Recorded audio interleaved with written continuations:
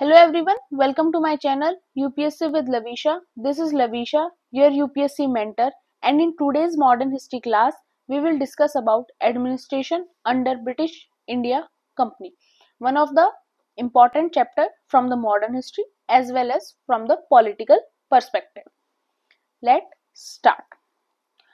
अब हमने देखा कि 1764 के टाइम पीरियड के अंदर हमारा हुआ बैटल ऑफ बक्सर। अब बैटल ऑफ बक्सर के बाद कंपनी के पास पहली बार क्या है, दीवानी राइट्स आए। कहाँ के? बंगाल, उड़ीसा के और बिहार के, उनके पास दीवानी राइट्स आए। उसके बाद कंपनी की चीजें चेंज होना स्टार्ट हुई। पहले वो किस पर्सपेक्टिव से इंडिया के अंदर थे?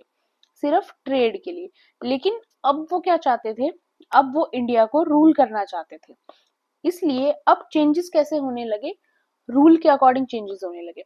अब ट्रेड और रूलिंग में डिफरेंस क्या होता है कि फॉर एग्जांपल आज हमारी गवर्नमेंट ऑफ इंडिया है, वो क्या कर रहे हैं? वो एक तरह से रूल ही कर रहे हैं, बिकॉज वो पूरी कंट्री का एडमिनिस्ट्रेशन, पूरे इंडिया के जितनी भी जुडिशरी का सिस्टम है, हर चीजें कौन मैनेज कर रहा है? Government of India. और वहीं ट्रेडिंग क्या होगी? ट्रेडिंग तो इंडिया के अंदर आज के टाइम पीरियड के अंदर कोई भी कर सकता है। आपको मल्टीनेशनल कंपनीज भी इंडिया के अंदर हैं, इंडियन कंपनीज भी इंडियन मार्केट के अंदर हैं, जो सिर्फ ट्रेडिंग कर रही हैं, ट्रेडिंग से अपना पैसा बना रही हैं और साथ में लोगों को गुड्स एंड प्रोडक्ट्स प्रोवाइड कर रहे हैं। तो यही चीजें कंपनी ने स्टार्ट की। यहाँ से आफ्टर बैटल ऑफ बक्सर, जब वो उस बैटल को जीत गए, उनके पास अच्छा खासा पैसा आ गया। उसके बाद उन्होंने ट्रेडिंग के साथ साथ अपना ध्यान किस पे लगाया कि अब वो कैसे इंडियन टेरिटरी के अंदर रूल कर सकते हैं। उसके लिए फिर अब जो भी सिचुएशन, जो भी चीजें कंपनी इंडिया के अंदर कर रही थी, वो वहां पर ब्रिटेन गवर्नमेंट को पता तो चल ही रही थी, बिकॉज उनके पास रेगुलर अपडेट रहता था कि कंपनी इंडिया के अंदर क्या कर रही है। तो इसी के बाद बैटल ऑफ बक्सर के बाद ही जो ब्रिटेन गवर्नमेंट थी, उसने क्या किया? उसने एक्ट्स बनाने स्टार्ट किए। वो एक्ट्स जो इंडियन टेरिटरी के अंदर कंपनी को फॉलो करने थे, जो भी उन एक्ट्स के अंदर लिखा होगा, और उसी तरह से उनको इंडियन यूनियन का एडमिनिस्ट्रेशन भी संभालना था। और उसके साथ साथ कंपनी ने इंडिया के अंदर पुलिस सिस्टम को इंट्रोड्यूस किया, जुडिशरी को कंट्री के अंदर इंट्रोड्यूस किया, बिकॉज ब्रिटिश के आने से पहले हमारी कंट्री के अंदर ना पुलिस सिस्टम था, ना जुडिशरी सिस्टम था, और साथ में वन ऑफ द इम्पोर्टेंट चीज जिसकी हम सभी प्रिपरेशन कर रहे हैं, सिविल सर्विसेज, उनकी भी स्टार्टिंग किसने की? ब्रिटिश ईस्ट कंपनी ने ही इंडिया के अंदर इन सब चीजों की स्टार्टिंग की। तो अब हम पहले एक्ट्स को कवर करेंगे, फिर police system, judiciary system and then civil services का पूरे बैकग्राउंड को एक अच्छी तरीके से समझेंगे। सबसे पहला एक्ट आया और one of the important act, regulating act of 1773। इसके अंदर इंपॉर्टेंट क्या था? अब सभी एक्ट्स को याद रखना, सभी एक्ट्स के अंदर क्या क्या लिखा हुआ था, वो हमारे लिए पॉसिबल नहीं है, तो हम सिर्फ उतना याद रखेंगे जितना हमारे लिए जरूरी है। सभी एक्ट्स की इंपॉर्टेंट चीजें हमें याद रखनी है, या फिर वो चीजें याद रखनी है जिससे कुछ मेजर चेंज आया हो। अब रेगुलेटिंग एक्ट से सबसे इंपॉर्टेंट चीजें क्या हुई थी? पहली चीजें ये हुई थी कि पहला एक्ट था जिससे इंडिया के अंदर सेंट्रल एडमिनिस्ट्रेशन की स्टार्टिंग हुई। अब इससे हमें क्या पता चला, कैसे कंपनी ने स्टार्टिंग की? 3 प्रोविंसेस थी उस टाइम पर इंपॉर्टेंट। एक आपकी बॉम्बे, एक आपकी मद्रास और एक आपकी बंगाल। तो पहले स्टार्टिंग कंपनी ने कैसे की कि तीनों प्रोविंसेस के अंदर एक एक गवर्नर जनरल होगा, लेकिन मेन गवर्नर जनरल कहाँ का होगा? बंगाल का। और बाकी की जो 2 प्रोविंसेस हैं, मद्रास और आपकी बॉम्बे, वो दोनों किसके अंडर आएंगी? बंगाल के अंडर आएंगी। और जो बंगाल के गवर्नर जनरल होंगे, वो मद्रास और बॉम्बे दोनों ही प्रोविंसेस के एडमिनिस्ट्रेशन को चेक करेंगे, और कुछ भी होगा वो उनको रिपोर्ट किया जाएगा। जैसे आज के टाइम पे होता है कि हर स्टेट का सीएम है, लेकिन पूरी कंट्री को होल्ड कौन कर रहा है? Prime minister of India. वो सेम चीज उस टाइम पे वो पावर किसके पास थी? गवर्नर जनरल ऑफ बंगाल के पास। एक चीज तो यहाँ से ये क्लियर हुई। साथ में क्या हुआ? अब कंपनी को रिक्वायरमेंट थी किसकी? एक गवर्नर जनरल को अपॉइंट करने की, और गवर्नर जनरल के साथ एक 4 मेंबर काउंसिल बनाई जाएगी। कहाँ पे? कैलकाटा के अंदर, बिकॉज स्टार्टिंग टाइम पीरियड के अंदर जो कंपनी की कैपिटल थी वो क्या थी? कैलकाटा थी। एक और इम्पॉर्टेंट चीज इस एक्ट से क्या हुई वो था आपकी इस्टेब्लिशमेंट ऑफ सुप्रीम कोर्ट, जो कहाँ बनाया गया, आपका कैलकाटा के अंदर ही। अब आप पहले जो जज का नाम है वो मुझे कमेंट सेक्शन में मेंशन करो कि पहली जज कौन थी। ऑफ कोर्स इंडियन नहीं थी, तो उनका जो नाम था वो अब आप कमेंट सेक्शन के अंदर मेंशन करो। तो ये कुछ इंपॉर्टेंट चीजें थी जो रेगुलेटिंग एक्ट ऑफ 1773 से इंट्रोड्यूस की गई। And it also nominated a governor, किसको, Warren Hasting and 4 councillor for administering the Bengal presidency, because सबसे इंपॉर्टेंट कौन सी प्रेसिडेंसी थी, बंगाल की ही थी। And it also provide the establishment of supreme court at Calcutta, जिसके अंदर 1 चीफ जस्टिस होंगे एंड 3 अदर जस्टिस होंगे, जो आज के टाइम पीरियड के अंदर हमारी जो नंबर्स हैं वो बढ़ते जा रहे हैं। चीफ जस्टिस आज भी एक ही होते हैं, बट अब 3 की जगह जो है 33 जजेस होते हैं। तो उस तरह से स्टार्टिंग कहाँ हुई, रेगुलेटिंग एक्ट ऑफ 1773 के अंदर उस चीज की स्टार्टिंग हुई। तो पहले चीफ जस्टिस कौन बनी, उनका नाम आप कमेंट सेक्शन के अंदर मेंशन करना। अब हम आते हैं, एक बीच में एक एक्ट और आया था, द जुडिकेचर एक्ट ऑफ 1781। इसके अंदर ज्यादा इंपॉर्टेंट कुछ नहीं आया था, इसके अंदर सिर्फ एक चीज इंपॉर्टेंट आई थी कि इस एक्ट के आने से पहले क्या हो रहा था कि जो गवर्नर जनरल थे बंगाल के, वो किसके अंदर, वो सुप्रीम कोर्ट की चीजों के अंदर भी काफी इंटरफेयर कर रहे थे। बट फिर ब्रिटेन गवर्नमेंट ने क्या किया, इस एक्ट को पास किया और बोला गया कि जो सुप्रीम कोर्ट का जुरिडिक्शन है उसके अंदर गवर्नर जनरल का कोई भी इंटरफेयर नहीं होगा। जैसे कि आज भी हमारी कंट्री के अंदर होता है कि गवर्नमेंट ऑफ इंडिया का जुडिशरी के अंदर, सुप्रीम कोर्ट, हाई कोर्ट की फंक्शनिंग के अंदर कोई भी आपको इंटरफेयर नहीं मिलता। जुडिशरी एक इंडिपेंडेंट बॉडी है। अब इसके बाद एक एक्ट आया, पिट्स इंडिया एक्ट 1784। इसके अंदर क्या था, ये पहला अटेम्प्ट था by the parliament to control the company indirectly. अब क्या हो रहा था कि देखो, कंपनी ने इतने सारे वॉर्स करे, वॉर्स के अंदर उनको काफी ज्यादा वॉर इंडेमिनिटी भी मिली, उनको रूलर से, इंडियन रूलर से काफी पैसा मिला। लेकिन प्रॉब्लम ये आ रही थी, जितना पैसा कंपनी को मिल रहा था, जितना पैसा गवर्नर जनरल ले रहे थे इंडियन रूलर से, उतना ब्रिटेन गवर्नमेंट तक नहीं जा रहा था। मतलब सिंपल सा है कि बीच में करप्शन था, और इस करप्शन की वजह से काफी गवर्नर जनरल्स के ऊपर, काफी गवर्नर्स के ऊपर केस भी चले। इवन हमने एक नाम पढ़ा था, रॉबर्ट क्लिव, उनके ऊपर तो इतनी सीरियस चीजें थी कि एट लास्ट इंडिया से जाने के बाद उन्होंने सुसाइड अटेम्प्ट कर ली थी। वो होता है ना कि जैसा आज के टाइम पे बिलीव किया जाता है कर्मा एंड, उस तरह से भी हम उस चीज को देख सकते हैं। तो इसीलिए ब्रिटेन गवर्नमेंट ने इस एक्ट से क्या देखने की कोशिश की, करप्शन को देखने की कोशिश की कि जो गवर्नर जनरल्स करप्शन कर रहे हैं, जो कंपनी इंडिया के अंदर करप्शन कर रही है, जिसकी वजह से, because at last Britain government को भी क्या चाहिए था, उनको भी एट लास्ट पैसा चाहिए था, मनी चाहिए था, साथ में उनको अपना नाम चाहिए था, उनको अपना फेम चाहिए था। बिकॉज इनडायरेक्टली भेजा किसने था, भेजा तो ब्रिटेन गवर्नमेंट नहीं था ना ईस्ट इंडिया कंपनी को। तो इसीलिए करप्शन को चेक करने के लिए इस एक्ट के अंदर कुछ चीजें लाई गई, जिससे ब्रिटेन गवर्नमेंट वहां लंदन में, इंग्लैंड में बैठे बैठे कंपनी के करप्शन को चेक कर पाए। और इसीलिए पॉलिटिकल फंक्शंस और कॉमर्शियल फंक्शंस को भी कंपनी के अलग किए गए। इसलिए एक बोर्ड ऑफ कंट्रोल, एक गवर्निंग बोर्ड को कंस्टिट्यूट किया गया, जिसके अंदर कितने मेंबर्स होंगे, 6 मेंबर्स होंगे, जिसमें से 2 मेंबर्स कहां से होंगे, ब्रिटिश कैबिनेट से होंगे, और रिमेनिंग कहां से होंगे, प्रिवी काउंसिल से होंगे। और ये क्या करेंगे, ये सुपरिटेंडेंट करेंगे, डायरेक्ट करेंगे, कंट्रोल करेंगे the government of the companies position, in effect controlling the acts and operation relating to the civil, military and revenue of the company. जो कंपनी की, जो भी कंपनी सिविल मैटर्स में कर रही है, मिलिट्री के अंदर, आर्मी के अंदर कैसे पैसे को कर रही है, कैसे ऑर्गेनाइज कर रही है सारी चीजों को, और रिवेन्यू कंपनी कितना कलेक्ट कर रही है, कितना कलेक्ट करने के बाद आगे भेज रही है, वो हर चीज को ये क्या करेंगे, डायरेक्ट एंड कंट्रोल करेंगे। जो ये बोर्ड ऑफ कंट्रोल सेटअप हुआ, उसके साथ ही the governor general in council, जो रेगुलेटिंग एक्ट से सेटअप हुई थी of the company, was reduce to 3 from 4 members. अब हमने रेगुलेटिंग एक्ट 1773 में देखा था कि 4 मेंबर्स होंगे, अब उनको हटाकर 3 मेंबर्स कर दिया गया। And the Governor General, a crown appointee, was authorized to veto the majority decision. But जैसे आज के टाइम पे हमारे प्रेसिडेंट के पास कुछ वीटो पावर्स होती हैं, वैसे ही गवर्नर जनरल को उस टाइम पीरियड के अंदर कुछ वीटो पावर्स दी गई। हाँ, बॉम्बे और मद्रास प्रेसिडेंसी के पास उस टाइम पीरियड के अंदर भी अपनी इंडिपेंडेंस नहीं थी। वो अब तक भी किसके अंडर काम कर रहे थे? बंगाल के गवर्नर जनरल और बंगाल प्रोविंसेस के नीचे ही वो काम कर रहे थे। And the supreme court of Calcutta was meant only for English subject. यहाँ तक सब कुछ किसका था?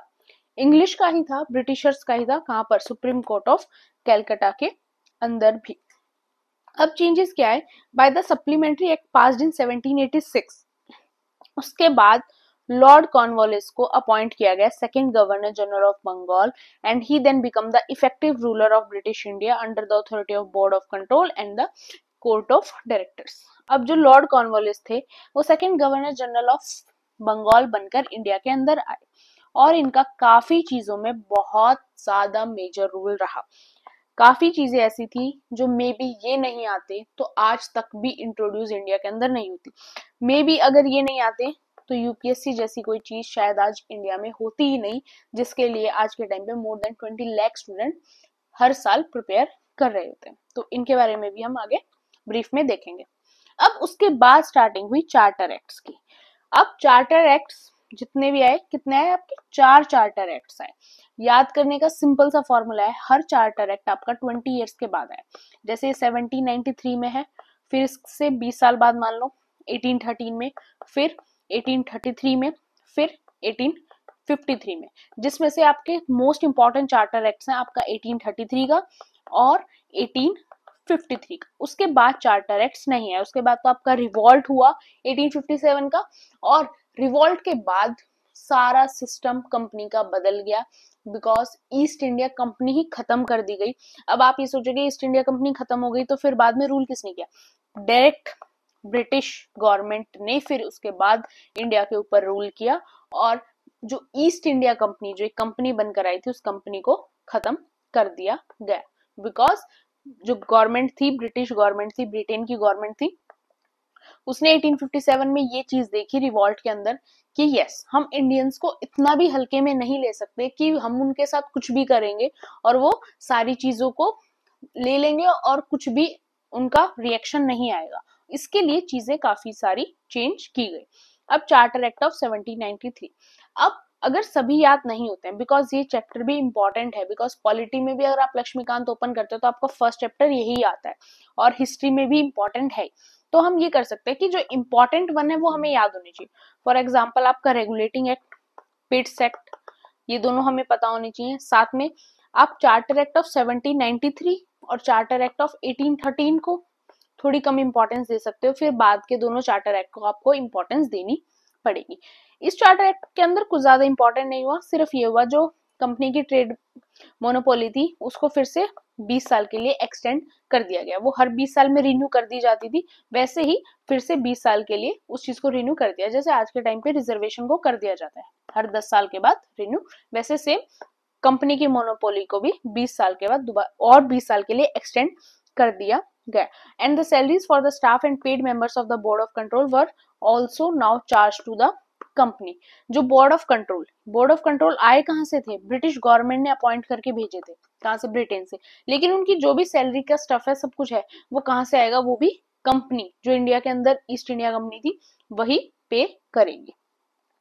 उसके अलावा इसमें और ज्यादा इंपॉर्टेंट कुछ नहीं है, फिर भी आप एक बार पोस्ट करके रीड कर सकते हैं। नेक्स्ट आया हमारा चार्टर एक्ट ऑफ 1830। यहाँ पर भी कंपनी का रूल कंटिन्यू रहा, फिर से अब 20 साल हो चुके थे, बिकॉज फिर से 20 साल के लिए एक्सटेंड हो गया। उसके अलावा क्या हुआ कि यहाँ पर कंपनी की कॉमर्शियल मोनोपोली एंड हुई, सिर्फ टी ट्रेड और जो चाइना के साथ उनकी ओपियम ट्रेड चल रही थी, सिर्फ वो बची थी। बिकॉज अब जैसे आज के टाइम पे हमारी गवर्नमेंट है, अब गवर्नमेंट किस पे ध्यान देती है? एडमिनिस्ट्रेशन सिस्टम पे, एग्जीक्यूट करने में, पॉलिसीज को बनाने में, कंट्रीज को हैंडल करने में। वो सेम चीज के ऊपर कंपनी अब आ चुकी थी। अब कंपनी को ट्रेड से मतलब नहीं था, ट्रेड कोई भी कर रहा है, ट्रेड अगर कोई और कंट्री भी आकर कर रही है उनको प्रॉब्लम नहीं थी, बिकॉज ट्रेड तो बाकी कर ही रहे थे, पोर्तुगीज भी कर रहे थे, फ्रेंच भी कर रहे थे, उनको सिर्फ मतलब था अब उनको इंडिया पे रूल करना है, चाहे वो उनको किसी भी पॉलिसी से, चाहे वो डिवाइड एंड रूल करे, चाहे वो इन्फ्लुएंस करके करे, अब उनको रूल करना है, बिकॉज अब वो अपने आप को एक रूलर की तरह देख रहे थे। अल्टीमेटली ट्रेड कंट्री के अंदर कोई भी कर रहा है, अगर आज के टाइम पर भी इंडिया के अंदर ट्रेड हो रही है तो आपके जो टैक्सेस होते हैं उससे बेनिफिट किसको होता है? गवर्नमेंट को होता है, इंडिया की ही इकोनॉमी इंक्रीज होती है। वो सेम चीज कंपनी के साथ था, ट्रेड कोई भी करे, जितनी भी कस्टम ड्यूटीज थी ट्रेड के ऊपर लगाई जाती थी, उन चीजों से बेनिफिट किसको होना था? कंपनी को ही होना था। तो अब वो ट्रेड पर ज्यादा ध्यान नहीं देते थे, सिर्फ उन्होंने टी ट्रेड और ओपीएम ट्रेड, जो उनके चाइना के साथ उनकी ट्रेड थी, उसके ऊपर उन्होंने ध्यान दिया। बाकी जो ट्रेडिंग का सिस्टम था वो बाकियों को ऊपर छोड़ दिया, और ट्रेड के से रिलेटेड जो भी कस्टम ड्यूटीज थी उन सारी चीजों को हैंडल कौन करने लग गई? कंपनी। साथ में एक नई चीज यहाँ पर ये आई कि कंपनी को कितने 1 लाख रुपीज अलॉट किए गए, किसके लिए?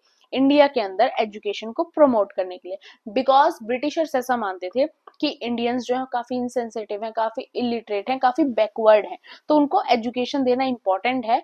और ऐसा नहीं है कि अब एक साइड देखें तो ये चीज अच्छी है कि यस उन्होंने इंडिया के अंदर एजुकेशन को प्रमोट किया, बट उनका मोटिव इंडियंस को एजुकेट करना इसलिए नहीं था ताकि इंडियंस के अंदर कोई लर्निंग स्किल आ जाए या फिर इंडियंस जो है वो बैकवर्ड ना रहे।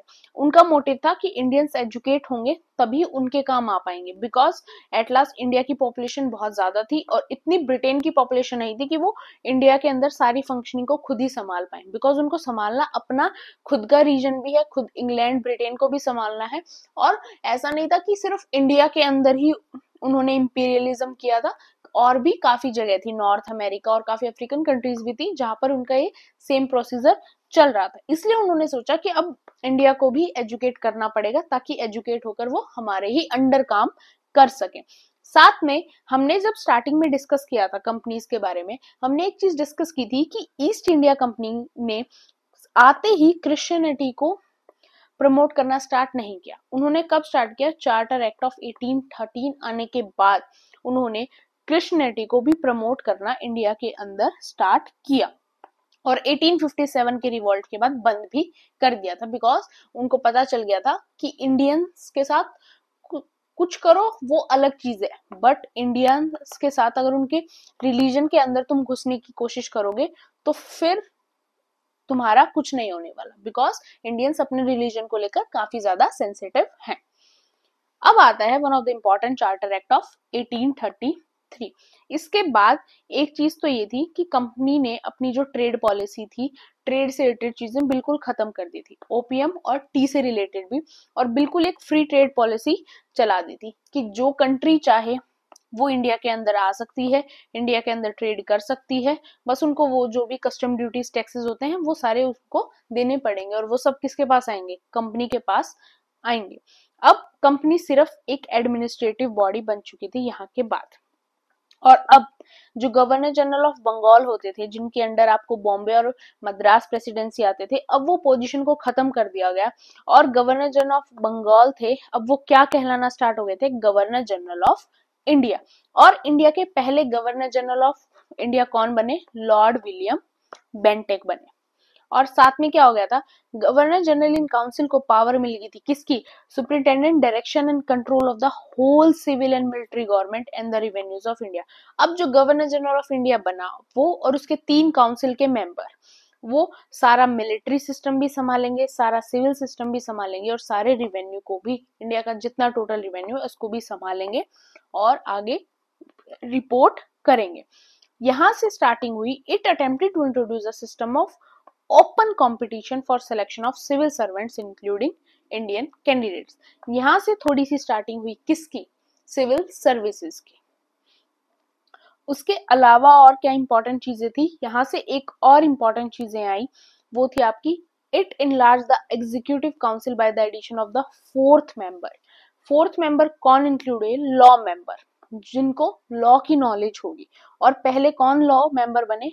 टीबी मकॉले थे, वो पहले लॉ मेंबर बने। And the all the laws and enacts pass by the legislative council were called as acts of the government of India and not regulation.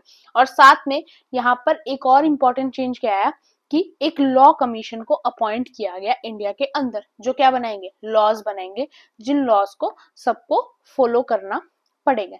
And it also made provisions to create uniform and codified system of law in India. और यहाँ से एक system बनेगा, एक कॉडिफाइड system बनेगा जो सब पर एप्लीकेबल होगा। बिकॉज जब तक ब्रिटिशर्स नहीं आए थे सबके लिए अलग लॉज होते थे। हिंदूज के लिए हिंदूज के अपने लॉज हैं, मुस्लिम्स के अपने लॉज हैं, बट इन्होंने क्या किया, इन्होंने एक पूरा सिस्टम बनाया जिस सिस्टम के अंदर कोई रिलीजन डिफरेंस नहीं किया जाएगा, कोई कास्ट डिफरेंस नहीं किया जाएगा, और सभी के लिए लॉ सेम होगा। जो आज के टाइम पीरियड के अंदर इंडिया के अंदर होता है कि सुप्रीम कोर्ट की नजर में हर इंसान सेम है, चाहे वो रिच है, चाहे वो पुअर है, चाहे वो मुस्लिम है, चाहे वो हिंदू है, या फिर वो किसी भी कास्ट से है, SC ST OBC जनरल किसी कास्ट से है। बट अगर तुम क्रिमिनल हो तो तुम क्रिमिनल ही हो, तुम्हारे कास्ट या रिलीजन के बेस पे कोई डिफरेंस नहीं किया जाता जुडिशरी के अंदर। वो सेम चीज कब इंट्रोड्यूस हुई, चार्टर एक्ट ऑफ 1833 के बाद। एक अगर हम कुछ भी टोटली एक प्लस पॉइंट देखें तो one of the top plus point था कि ब्रिटिश कंपनी ने इंडिया के अंदर डिस्क्रिमिनेशन को खत्म करने की काफी कोशिश की। बिकॉज वो इन चीजों को बिलीव नहीं करते थे। डिस्क्रिमिनेशन हो गया, आपकी सती प्रथा होगी, विडोरी मैरिज होगी, इन चीजों के ऊपर उन्होंने काफी कंसर्न दिखाया। बिकॉज उनके लिए ये चीजें काफी ज्यादा हॉरिफिक थी कि ऐसा भी होता है। अब एक्ट आता है चार्टर एक्ट ऑफ 1853, काफी इंपॉर्टेंट है बिकॉज इसके बाद आपका रिवॉल्ट हुआ था। It was the last of the charter act series. इसने क्या किया सेपरेट, फर्स्ट टाइम इसने सेपरेट किया लेजिस्लेटिव और एग्जीक्यूटिव फंक्शंस को गवर्नर जनरल काउंसिल के। आज भी हमारे कंट्री के अंदर लेजिस्लेटिव चीजें अलग है, एग्जीक्यूटिव अलग है। वो सेम चीज की स्टार्टिंग कहाँ हुई, यहाँ हुई। It made fourth member of Governor General in Council at par with other members as right to vote was conferred to him. अब राइट टू वोटिंग भी होने लगी। पहले जो गवर्नर जनरल ऑफ इंडिया कह देते थे वो ठीक था, बट अब थोड़ा सा काउंसिल के अंदर भी वोटिंग सिस्टम आने लग गया। और उसके अलावा क्या चेंजमेंट इसके अंदर आए कि the legislative wing of the council functioned as mini parliament adopting the same procedure as British parliament. कुछ सिस्टम जो लेजिस्लेटिव सिस्टम थे, जैसे इंडिया के अंदर आज लेजिस्लेटिव सिस्टम की बात करते हैं, आज का लेजिस्लेटिव सिस्टम क्या कहता है, लोकसभा है, राज्यसभा है जो पॉलिसीज बनाते हैं। फिर उसके बाद एग्जीक्यूटिव के पास वो चीजें आती हैं जो आपके प्रेसिडेंट हो गए, PM हो गए, जो उन पॉलिसीज को पास करने में हेल्प करते हैं। और फिर अगर उन पॉलिसीज को ढंग से फॉलो ना किया जाए तो जुडिशरी उस चीज का ध्यान रखती है कि हर इंसान पॉलिसीज को फॉलो करे। तो वो सेम चीज की स्टार्टिंग हुई, वो सेम प्रोसीजर किस तरह एस्टेब्लिश होने लगा, जैसे ब्रिटिश पार्लियामेंट वर्क करता था वैसे ही इंडिया के अंदर जो लेजिस्लेटिव विंग थी उसने काम करना स्टार्ट किया। And relieve the governor general from the responsibility of governor of Bengal. पहले ये होता था कि गवर्नर जनरल ऑफ बंगाल को गवर्नर जनरल ऑफ इंडिया तो कहना स्टार्ट हो गया था, बट वो इंडिया के लिए अलग चीजें संभालता था और बंगाल पे उसको अलग ध्यान देना पड़ता था। बिकॉज अब तक भी कैपिटल जो थी, उनका जो मेन हब था वो बंगाल ही था। अब यहाँ से उसकी कोई रिस्पॉन्सिबिलिटी स्पेसिफिक टू बंगाल नहीं रही थी, और अब उसको इंडिया के ऊपर पूरा बिना बंगाल की साइड ध्यान दिए अब गवर्नर जनरल को फोकस करना था। और पहले गवर्नर जनरल कौन बने बिना इन रिस्पॉन्सिबिलिटीज के, वो थे लॉर्ड डलहौजी। उसके अलावा चीजें क्या हुई, Andrew Fraser was appointed lieutenant governor was appointed for Bengal. Bengal के लिए एक लेफ्टिनेंट गवर्नर को अलग से अपॉइंट किया गया जिनका नाम था एंड्रू फ्रेजर। इनके बाद चेंज होते रहे, पहले ये बने। And renewed the term of East India Company for an indefinite period. अब तक 20 साल के लिए हर बार एक्सटेंड करते थे, अब यहाँ पर ब्रिटिश गवर्नमेंट ने इस चार्टर एक्ट के अंदर कंपनी को कह दिया कि तुम्हारा जो रिन्यू वाला सिस्टम है अब वो इनडेफिनेट पीरियड के लिए है, जब तक रूल कर सकते हो करो। और उन्होंने वो चीजें की भी। अभी भी इसके बाद उन्होंने नियर अबाउट 100 ईयर्स तक और इंडिया के अंदर रूल किया। जो बोर्ड ऑफ डायरेक्टर से पहले उनका नंबर 24 थे, उसको 18 किया, and 6 out of them were nominated, जिसमें से जो 6 थे वो नॉमिनेट किए जाएंगे। इंडियन सिविल सर्विस को एक ओपन कंपटीशन बनाया और मकोले को पहला क्या बनाया, was made chairman of the committee on the Indian civil services, जिसका नाम भी क्या था कमिटी का, मकोले कमिटी। और रिटन कॉम्पिटिटिव एग्जाम्स को स्टार्ट किया गया कब से, 1854 से। and the act for the first time introduced local representation in the Indian Legislative Council. और लोकल रिप्रेजेंटेशन कहाँ से ली गई? मद्रास से, बॉम्बे से, बंगाल से एंड आगरा से। ये कुछ प्रोविंसेस थी जहां से लोकल्स के अंदर जो हेड थे उनको भी शामिल किया गया, जिससे लोकल्स तक किनकी, ब्रिटिशर्स की जो लिंक था वो लोकल्स तक बन पाए और वो और बेटर पॉलिसी बना पाए और बेटर तरीके से इंडिया के ऊपर रूल कर पाए और अपने आप को पूरी इंडियन टेरिटरी के अंदर इस्टेब्लिश कर पाए। अब बात करते हैं पुलिस एडमिनिस्ट्रेशन की। इसके बाद चार्टर एक्ट्स तो आए नहीं और काफी एक्ट्स आए जो 1857 के बाद आए, उनको हम डिस्कस करेंगे जब हम अपनी कल की क्लास में डिस्कस करेंगे रिवॉल्ट ऑफ 1857। उसके बाद हम कंपनी का जो अगले 100 साल के लिए उनका एडमिनिस्ट्रेशन सिस्टम रहा, जिसके अंदर वो इंट्रोड्यूस करते हैं गवर्नमेंट ऑफ इंडिया एक्ट। बाद में बिकॉज 1857 के बाद उन्होंने अपने आप को ही इंडिया की गवर्नमेंट मान लिया था, ब्रिटिश गवर्नमेंट के पास डायरेक्ट कंट्रोल आ गया था, कंपनी खत्म हो गई थी, तो उसके बाद के जितने उन्होंने एक्ट इंट्रोड्यूस किए वो उन्होंने किए क्या तो इंडिया काउंसिल एक्ट नाम से या गवर्नमेंट ऑफ इंडिया एक्ट नाम से। अब बात करते हैं पुलिस एडमिनिस्ट्रेशन की। स्टार्टिंग का हुई 1791 के अंदर हुई, कॉर्नवालिस के टाइम पीरियड, जिन्होंने एक रेगुलर पुलिस फोर्स को बनाया, किसके लिए? लॉ एंड ऑर्डर को मेंटेन करने के लिए। उन्होंने थानास बनाए, आज भी नॉर्मल लोकल लैंग्वेज में पुलिस स्टेशन को थाना बोला जाता है। इन डिस्ट्रिक्ट लेवल पे बनाए और किसके अंडर बनाए? एक दरोगा होगा उस पुलिस स्टेशन के अंदर, थाना के अंदर, जो क्या होगा? इंडियन होगा। एक इंडियन उस टाइम पीरियड तक एक हाईएस्ट पोजीशन दरोगा की ही हायर कर सकता था। दरोगा से ऊपर जो भी पुलिसमैन होंगे वो क्या होंगे? ब्रिटिशर्स होंगे। उसके बाद एक सुपरिटेंडेंट ऑफ पुलिस होगा जो पूरी डिस्ट्रिक्ट का पुलिस सिस्टम को हैंडल करेगा। अब पुलिस एडमिनिस्ट्रेशन तो यहाँ से इंट्रोड्यूस, पुलिस वर्ड ही यहाँ से इंट्रोड्यूस हुआ। उससे पहले जो लॉ एंड ऑर्डर का काम था वो भी कौन करते थे? जमींदार सी करते थे। जैसे आज के टाइम पे भी गांव में होता है कि सरपंच बुलाई जाती है, और आज भी कई जगह पे इंडिया के अंदर ऐसा होता है। तो उस टाइम पीरियड के अंदर तो हर जगह ऐसा ही होता था कि जो गांव के विलेज के बड़े बड़े जमींदार होते थे वही उनके इश्यूज को सुनते थे और वही चीजों को हैंडल करते थे। उसमें सबसे बड़ी प्रॉब्लम ये थी कि वो कास्ट डिस्क्रिमिनेट भी करते थे, रिलीजन के बेसिस पे भी डिस्क्रिमिनेशन करते थे, तो किसी को भी ऐसा कोई जस्टिस मिल नहीं पाता था। बट ब्रिटिशर्स जो थे वो डिफरेंशिएट नहीं करते थे, इसलिए उन्होंने इस चीज को इस्टेब्लिश किया। अब अगली डेवलपमेंट हुई 1808 के अंदर, जब Lord Mayo appointed an SP for each division. उन्होंने क्या किया? सुपरिटेंडेंट ऑफ पुलिस को ईच डिवीजन के लिए अपॉइंट किया और साथ में काफी स्पाई, काफी जासूसों को भी अपॉइंट किया जो हर चीज के ऊपर ध्यान दें कि कहाँ लॉ एंड ऑर्डर फॉलो हो रहा है, कहाँ नहीं हो रहा है, कहाँ पर क्या चीजें चल रही हैं। बट जो स्पाइस थे वो अपने पर्सनल बेनिफिट के लिए काफी प्लंडर कर देते थे लोकल लेवल के ऊपर। उसके बाद अगली डेवलपमेंट हुई 1814 के अंदर, जब by an order of court of directors the appointment of darogas and their subordinates was abolished in all position of the company except in Bengal. यहाँ से जो दरोगा वाली चीज थी जो यहाँ स्टेब्लिश हुई थी वो खत्म कर दी गई हर जगह एक्सेप्ट इन बंगाल। उसके बाद चीजें आई 1828 टू 35 लॉर्ड विलियम बेंटिक के टाइम पीरियड के अंदर, जिन्होंने सुपरिटेंडेंट ऑफ पुलिस वाला जो ऑफिस था उसको खत्म कर दिया और जो काम एसपी का हुआ करता था वो कौन करेंगे? अब वो भी पुलिस ऑफ कमिश्नर, जो कमिश्नर होंगे वही उस चीज को भी हैंडल करेंगे। इस टाइम पीरियड के अंदर जो पुलिस सिस्टम था, पुलिस एडमिनिस्ट्रेशन था, थोड़ा सा हैवी बर्डन वहां पर आया, बिकॉज सारी चीजें किसके अंडर आ गई थी? कलेक्टर के अंडर, मजिस्ट्रेट के अंडर यहाँ पर शिफ्ट हो गई थी। उसकी वजह से काफी चीजें बैडली ऑर्गेनाइज्ड हुई, बट फिर आगे भी चीजें काफी चेंज होती रही, बट मेन आपका इतना ही था। फिर आई बारी जुडिशरी की। पहले जुडिशरी का काम भी जमींदार से करते थे, वही चीजें सुनते थे।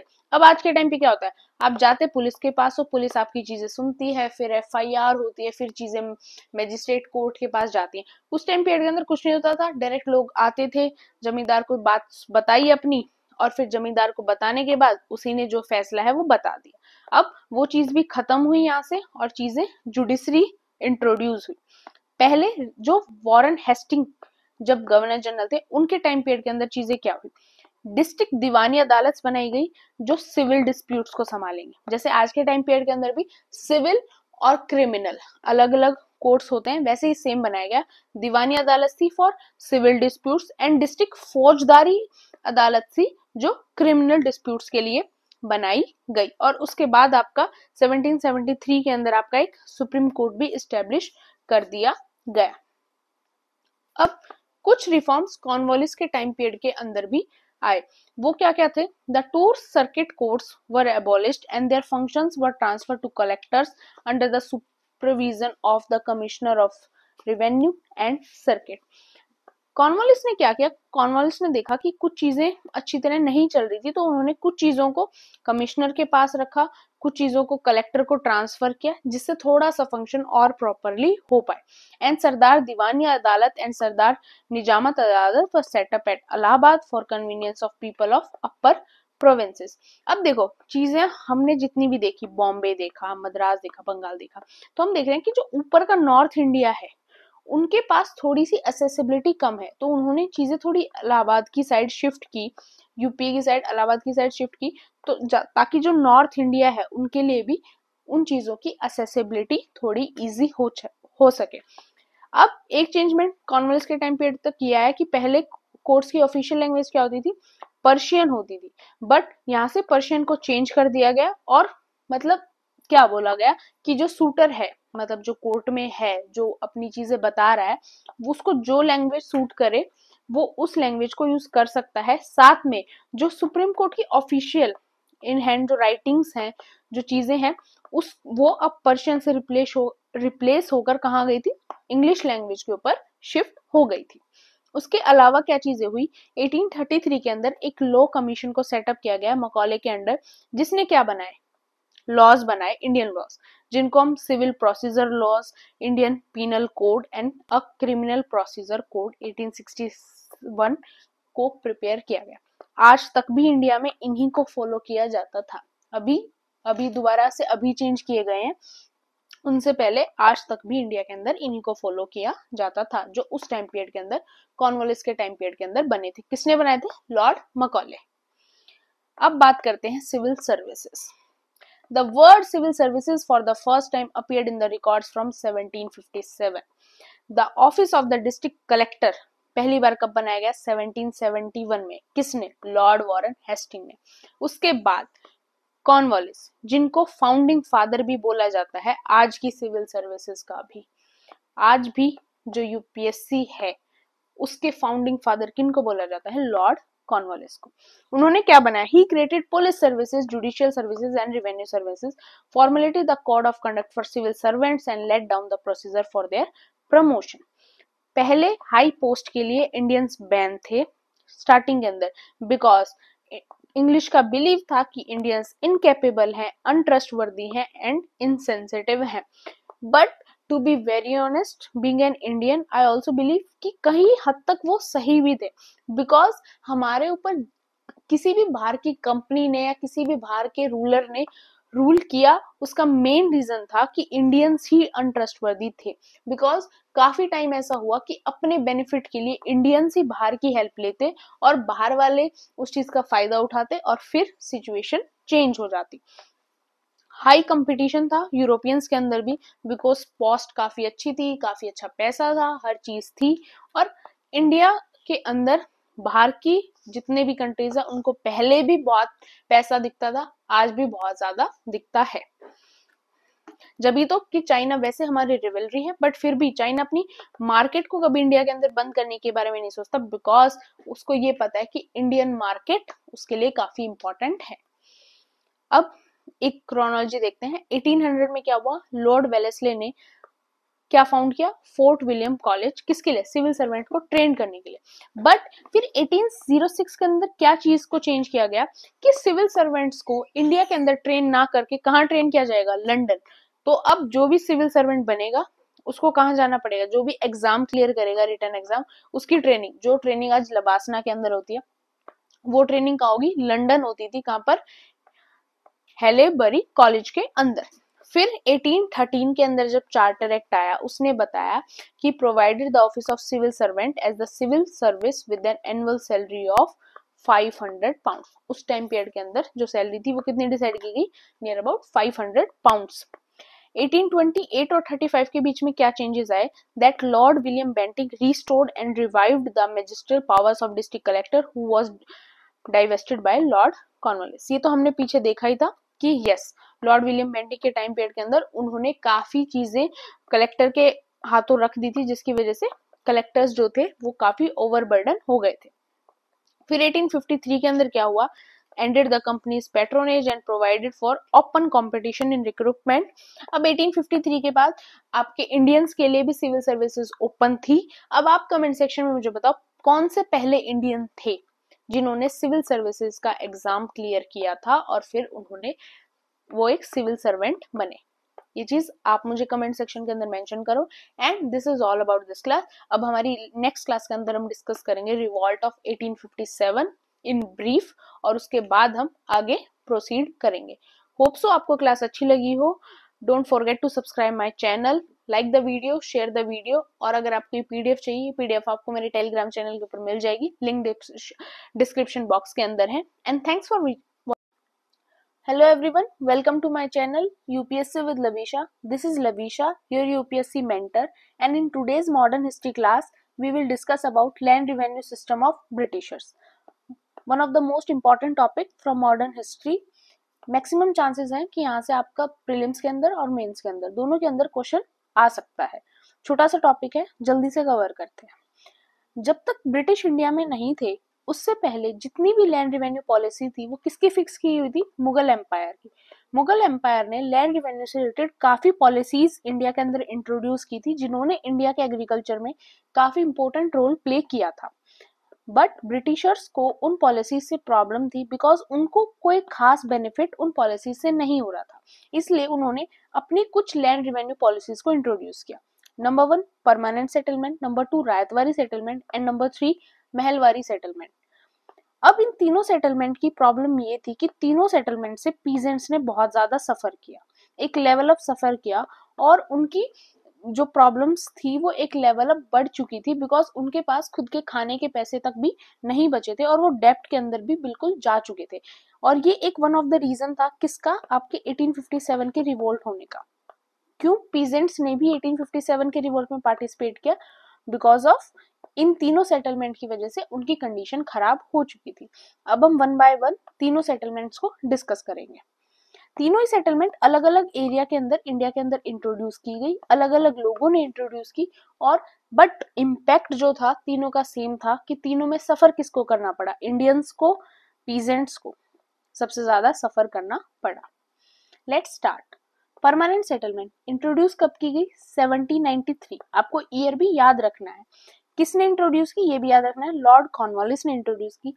प्लान किसने की थी, जॉन शोरे ने प्लान की थी। कौन से एरिया के अंदर इंट्रोड्यूस की गई, बंगाल और बिहार के एरिया में इंट्रोड्यूस की गई। बाद में इसको एक्सटेंड कहां तक किया गया, Orissa, northern district of Madras और डिस्ट्रिक्ट ऑफ वाराणसी तक इसको इंट्रोड्यूस किया गया।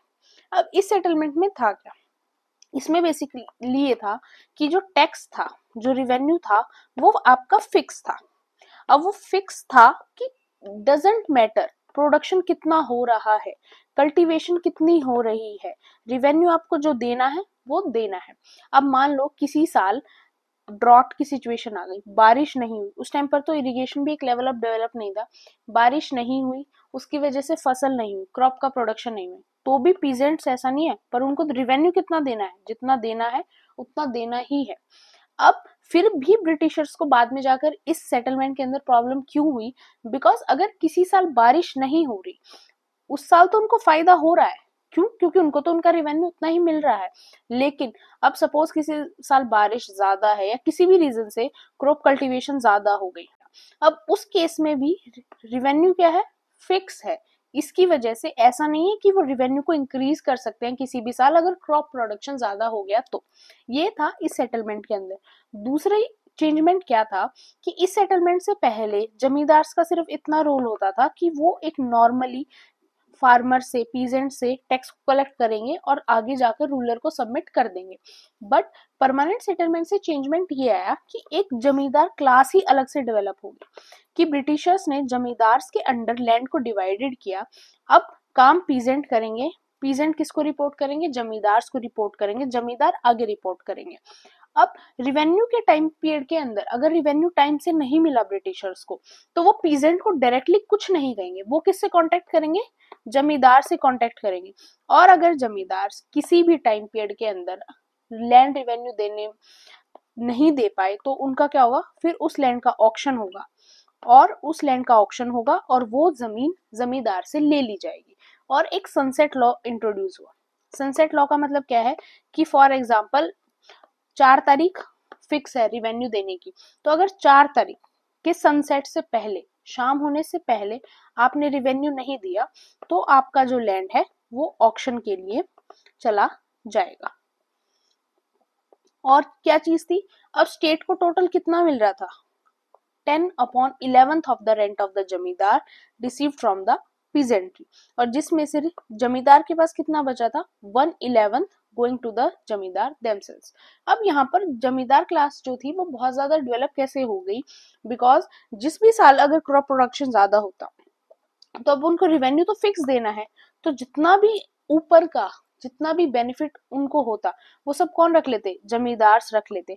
उनका भी फायदा, पीजेंट को फिर भी फायदा नहीं होता, बिकॉज पीजेंट से तो सब कुछ ले लेते थे जमींदार, लेकिन अगर रिवेन्यू फिक्स था, इस वजह से वो आगे फिर उतना पैसा नहीं भेजते थे, बिकॉज परमानेंट सेटलमेंट के अंदर रिवेन्यू इनकम फिक्स थी। इसकी वजह से ब्रिटिशर्स को बाद में लगा कि ये जो सेटलमेंट है उनके अपोज में जा रही है।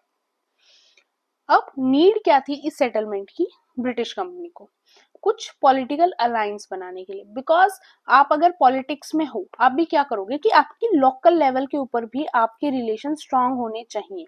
अब इसलिए उन्होंने एक वन ऑफ द रीजन कि उन्होंने इस सेटलमेंट को चूज किया, दूसरा एक फाइनेंशियल स्टेबिलिटी को मेंटेन रखने के लिए, बिकॉज उनके पास एक फिक्स्ड इनकम आना स्टार्ट हो गई थी हर मंथ, इसलिए क्या हो गया, उनकी फाइनेंशियल इनकम स्टेबल चल रही थी। क्रॉप कैसी भी हो रही थी उनको कोई मतलब नहीं था, बिकॉज उनकी स्टेबिलिटी वहां पर मेंटेन थी। टू रेज एग्रीकल्चर प्रोडक्टिविटी, अब वो चाहते थे कि एग्रीकल्चर प्रोडक्टिविटी भी इंक्रीज हो, बिकॉज फार्मर्स बहुत ज्यादा मेहनत करेंगे, पीजेंट्स ज्यादा मेहनत करेंगे क्रॉप प्रोडक्शन के लिए, बिकॉज उनको पता है उनको रिवेन्यू देना है, और साथ में हर इंसान को अपना भी काम चलाना होता था, तो वो मेहनत तो करेंगे ही। अब इसका इम्पैक्ट कहाँ का आया, जमींदार के ऊपर इम्पैक्ट आया, बिकॉज अगर वो रिवेन्यू को टाइम पे नहीं करते थे, तो उनकी लैंड का ऑक्शन होता था और लैंड बिक जाती थी। दूसरा इम्पैक्ट सबसे मेजर कहाँ पर आया, पीजेंट्स के ऊपर आया, बिकॉज अब वो लैंड के हिस्सेदार नहीं थे, अब वो लैंड के कल्टीवेटर्स नहीं थे, वो सिर्फ एक बेसिक टीनेंट्स कहलाते थे, जो जमींदार के लिए और कंपनी के लिए काम कर रहे थे, और उनके पास खुद के पास कुछ भी नहीं बचा था, बिकॉज चाहे वो प्रोडक्शन ज्यादा होता तो जमींदार को फायदा होता, प्रोडक्शन कम हो रहा है तो भी नुकसान उनको हो रहा है, जमींदार का तो लैंड बिक जाएगा, उससे ज्यादा कुछ नहीं होगा, लेकिन उनकी कंडीशन ये थी कि उनके पास 2 वक्त के खाने तक का भी सोर्स नहीं बचा था। तो मेजर इम्पैक्ट कहाँ पर आया, पीजेंट्स के ऊपर। अब बात करते हैं नेक्स्ट सेटलमेंट की, 1820 के अंदर जो इंट्रोड्यूस हुई रायतवारी सेटलमेंट। इसको किसने इंट्रोड्यूस किया, Alexander Reid and Thomas Munro. अब इसके अंदर एक चेंजमेंट क्या आया कि इसके अंदर रिवेन्यू फिक्स नहीं था, हर 20 से 30 साल के अंदर रिवेन्यू जो है चेंज किया जाएगा, फिर भी 20 टू 30 ईयर्स का टाइम पीरियड भी बहुत हो जाता। और इसके अंदर मेजर चेंजमेंट क्या था, जैसा कि सेटलमेंट का नाम है रायतवारी, इसके अंदर जमींदार क्लास को खत्म कर दिया गया, और रायत, कई बार एग्जाम में पूछा भी जाता है कि रायत वर्ड किसके लिए यूज होता है, रायत वर्ड यूज किया जाता है पीजेंट्स के लिए। इसके अंदर कंपनी और पीजेंट्स के डायरेक्ट रिलेशन बने, और कंपनी ने डायरेक्ट पीजेंट्स के साथ ही अपने रिलेशन बनाए और उन्हीं से डायरेक्ट टैक्स को कलेक्ट किया। एक चेंजमेंट ये था इस सेटलमेंट के अंदर। इसके अलावा बट फिर भी इस सेटलमेंट के अंदर प्रॉब्लम क्या थी कि अब पीजेंट्स को उनको टैक्स देना होता था। इस सेटलमेंट की भी ड्रॉबैक सबसे बड़ी ये थी कि अगर कभी फ्लड आ रहा है, कभी ड्रॉट आ रहा है, या कोई भी नेचुरल क्लेमिटी हिट कर रही है, क्रॉप का प्रोडक्शन नहीं हो पा रहा है, उस केस में भी फार्मर्स को, पीजेंट्स को, रायट्स को रिवेन्यू तो देना ही पड़ेगा। इस केस में भी क्या हुआ कि जो पीजेंट्स थे वो और ज्यादा डेप्थ के अंदर फंसते चले गए और उनकी सिचुएशन खराब होती चली गई। अब एक चेंजमेंट और आया इस सेटलमेंट की वजह से, वो क्या कि पीजेंट्स हैं, अब क्रॉप फेलियर हो गया ड्यू टू सम रीजन, चाहे वो फ्लड हो, चाहे कोई ड्रॉट हो, या फिर कोई और रीजन हो। अब उस केस में पीजेंट को देना है रिवेन्यू ब्रिटिशर्स को। तो पीजेंट्स क्या करते थे, गांव में ऐसा होता है ना कि जो बड़े बड़े मनी लेंडर्स होते हैं, जिनके पास पैसा होता है, वो उनसे पैसा कलेक्ट करते थे, उनसे पैसा लेते थे और ब्रिटिशर्स को दे देते थे। इसकी वजह से उनके ऊपर डेप्थ बढ़ता जा रहा था और जो मनी लेंडर्स हैं उनको फायदा होता जा रहा था, बिकॉज वो हैवी इंटरेस्ट भी चार्ज करने लग गए थे और एक new class of money lenders भी उस टाइम पीरियड के अंदर डेवलप होने लगी थी। यही इंपॉर्टेंट रीजन था जो आपके डेक्कन राइट्स हुए 1875 के अंदर, जिनको हम अपकमिंग क्लासेस में डिस्कस करेंगे। वो वन ऑफ द रीजन उसका क्या था, रायतवारी सेटलमेंट ही उसका वन ऑफ द रीजन था। अब यहाँ से एक चीज और चेंज हुई कि पहले फार्मर्स कौन सी क्रॉप्स को कल्टीवेट करते थे जो उनके फायदे की हों, जैसे चावल, गेहूं, वीट, राइस, इनको, बिकॉज उनको खुद का भी पेट भरना होता था। पर यहाँ से बिकॉज उनके ऊपर टैक्स प्रेशर बहुत ज्यादा था, वो उन क्रॉप्स को ग्रो करने लगे जिनकी मार्केट के अंदर अच्छे रेट्स लगे और मार्केट के अंदर जिनकी डिमांड हो, जैसे आपका जूट हो गया बंगाल साइड, आपका कॉटन हो गया। इन क्रॉप्स को, जो कैश क्रॉप्स होती हैं, उनको वो ज्यादा प्रमोट करने लगे, जिसकी वजह से वो क्रॉप्स जो एक नॉर्मल फैमिली के लिए इंपॉर्टेंट होती हैं, खाने के लिए इंपॉर्टेंट होती हैं, उन क्रॉप्स का प्रोडक्शन कम हो गया। उसकी वजह से भी फार्मर्स की सिचुएशन और खराब होगी, बिकॉज उनके पास खाने तक को कुछ नहीं बचा। अब नेक्स्ट सेटलमेंट आती है महलवारी सेटलमेंट, जिसको इंट्रोड्यूस किया गया 1822 के अंदर। इसके अंदर थोड़ा सा वर्जन को मॉडिफाई किया गया, जमींदारी सिस्टम को ही थोड़ा सा मॉडिफाई किया गया। इसको कौन से एरिया के अंदर इंट्रोड्यूस किया, गंगा वैली के अंदर, नॉर्थ वेस्ट प्रोविंसेस के अंदर और कुछ सेंट्रल इंडिया और पंजाब के पार्ट के अंदर। इस पॉलिसी को किसने किया था कंसेप्चुलाइज, हॉल्ट मैकेंजी इन 1819, और इसको ब्रिटिशर्स ने इंट्रोड्यूस कब किया, 1822। इसको करने से पहले एक इंपॉर्टेंट चीज यहाँ पर रह गई कि हमने देखा कि जो परमानेंट सेटलमेंट थी वो बंगाल से स्टार्ट हुई, वहीं जो रायतवारी सेटलमेंट थी वो मद्रास और बॉम्बे प्रेसिडेंसी से स्टार्ट हुई और वहां से फिर दोबारा से आगे एक्सपेंड होते होते इंडिया का नियर अबाउट, इंडिया से I am talking about British India का नियरली 80% एरिया बाद में चलकर इस सेटलमेंट ने कवर किया। Back to Mahalwari system. अब इसके फीचर्स क्या थे, इसमें क्या था कि विलेजेस को कैसे डिनोट किया गया, एज अ महल वर्ड उनके लिए यूज किया गया। और जो महलवारी सिस्टम थी उसके अंदर लैंडलॉर्ड्स को क्या किया गया, लैंडलॉर्ड्स को इंक्लूड किया गया जो जमींदार थे, उनके साथ हेड ऑफ फैमिली को भी इंट्रोड्यूस किया गया, जो एक फैमिली के हेड होते हैं उनको भी साथ में पेयर अप किया गया और वो दोनों मिलकर अब लैंड रिवेन्यू कलेक्ट करेंगे। तो ये डिफरेंस था तीनों सेटलमेंट, एक के अंदर पीजेंट से डायरेक्ट कांटेक्ट, एक के अंदर जमींदार के ऊपर पूरी रिस्पॉन्सिबिलिटी और एक के अंदर जमींदार जो लैंडलॉर्ड से वो प्लस में हेड ऑफ द फैमिली, इन दोनों की मिलकर जिम्मेदारी होगी कि ये लैंड रिवेन्यू सिस्टम को एक्सपेंड करें और रिवेन्यू प्रॉपरली ब्रिटिशर्स तक पहुंचाने का काम करें। इसके अंदर भी सेम रायतवारी सेटलमेंट वाला ही काम था कि हाँ, लैंड रिवेन्यू कब चेंज होगा, आफ्टर एवरी 20 to 30 ईयर्स के बाद पीरियोडिकली लैंड रिवेन्यू जो है वो इंक्रीज कर दिया जाएगा। और ये कंफर्म था कि हर 20-30 साल बाद जो है वो रिवेन्यू बढ़ाया ही जाएगा, कम करने के कोई भी चांसेस यहाँ पर नहीं थे। अब इसके भी सेम इम्पैक्ट्स थे, वही कि पीजेंट्स तो परेशान थे ही, साथ में और चीजें क्या थी, that the taxes were so high that the proprietorship of land used to pass into the hands of the merchants and money lenders from the village zamindars. अब यहाँ पर भी वो सेम सिचुएशन में क्या हुई कि अब हेड ऑफ द फैमिली भी इन्वॉल्व थे, अब जमींदार्स का वो डोमिनेंस नहीं रहा था जो परमानेंट के टाइम पीरियड के अंदर था, जिसका फायदा किसने उठाया, मनी लेंडर्स ने। और अब जो विलेज थी, किसी भी विलेज के अंदर डोमिनेंट फॉर्म में कौन थे, मनी लेंडर्स। तो पहले जमींदार क्लास परेशान कर रही थी पीजेंट्स को, अब जमींदार तो कर ही रहे थे, साथ में जो मनी लेंडर्स थे वो भी, और कंपनी जो ब्रिटिश ईस्ट इंडिया कंपनी थी वो तो कर ही रही थी।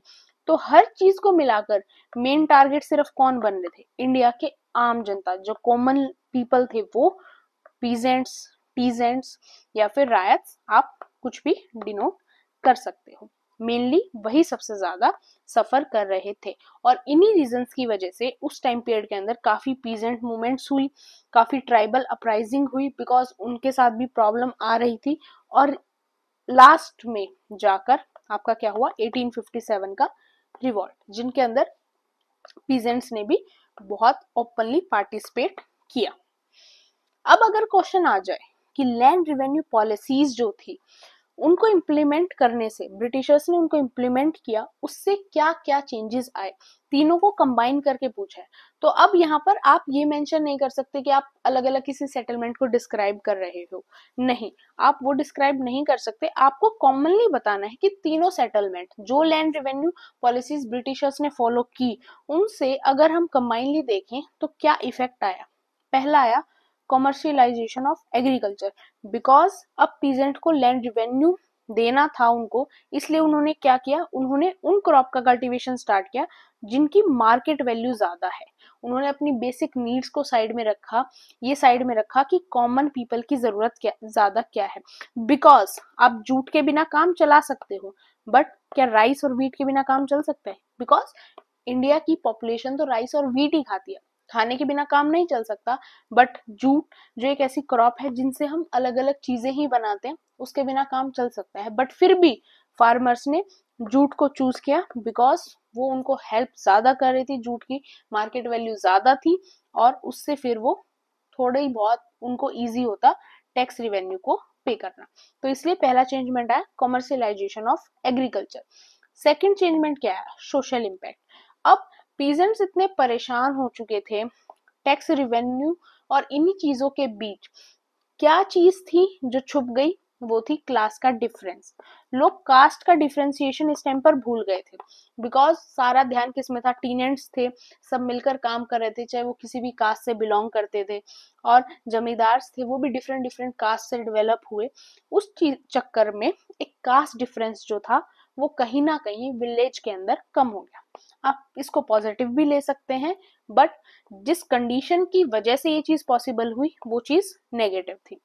काफी सारे पीजेंट मूवमेंट्स हुए इस वजह से, बहुत माइनर और मेजर रिवॉल्ट्स हुए, जो आगे जाकर रीजन बने किसका, 1857 के रिवॉल्ट का। फेमाइन की सिचुएशन आ गई, काफी जगहों पर काफी डेथ हुई, लोग भुखमरी की वजह से काफी ज्यादा मरे। स्पेसिफिकली अगर आप बंगाल साइड देखोगे तो उस साइड फेमाइन की कंडीशन बहुत ज्यादा आई और काफी मेजरली पॉपुलेशन उससे इफेक्ट भी हुई और काफी लोगों की डेथ भी हुई। अब राइट्स ऑफ कल्टीवेटर्स की जहां तक बात करें तो हमारे यहाँ पर क्या होता है कि फार्मर्स जो है वो अपनी जमीन की पूजा करते हैं, वो उसको बहुत दिल से, उनके हार्ट के सेंटिमेंट उनसे जुड़े होते हैं। बट यहाँ पर सिर्फ जो थी वो क्या हो गया था, सिर्फ एक बिजनेस बनकर हर चीज रह गई थी, बिकॉज उनके ऊपर प्रेशर ज्यादा था। ब्रिटिशर्स को सिर्फ पैसों से मतलब था, रिवेन्यू से मतलब था, और जो फार्मर्स थे वो सिर्फ उस चीज में लगे हुए थे कि बस उनको उनकी फैमिली चल सके, उनको 2 वक्त का खाना मिल सके, और कैसे ना कैसे करके वो जो रिवेन्यू की पेमेंट है उसको दे पाए। काफी डेप्थ में फार्मर्स आ चुके थे, प्रोडक्टिविटी थी वो कहीं पर ज्यादा हो रही थी, कहीं पर कम हो रही थी, बट एक टाइम के बाद जो प्रोडक्टिविटी थी वो भी कम हो गई, बिकॉज फार्मर जो थे वो, एक होता है ना कि आप कोई काम दिल से कर रहे हो या फिर आप जबरदस्ती कर रहे हो, तो दोनों सिचुएशन में फर्क होता है। अगर आप यूपीएससी की प्रिपरेशन भी मन से, खुद के मन से करोगे तो वो ज्यादा बेटर होगी, आप बहुत जल्दी क्लियर करोगे। वहीं आपका मन नहीं है करने का और सिर्फ आप किसी प्रेशर में करोगे तो वो चीज उतनी फ्रूटफुल नहीं होगी। वो सेम सिचुएशन इस टाइम पीरियड के अंदर पीजेंट्स के साथ भी थी। So this is all about the land revenue policies of Britishers in India during the time period of आपके 16th and 17th century, नहीं sorry 18th and 19th century। अब ये 2 क्वेश्चंस हैं, ये क्वेश्चन आया था आपके यूपीएससी प्रीलिम्स 2019 के अंदर। अब इसका जो भी आंसर है वो आप मुझे कमेंट सेक्शन के अंदर मेंशन करना।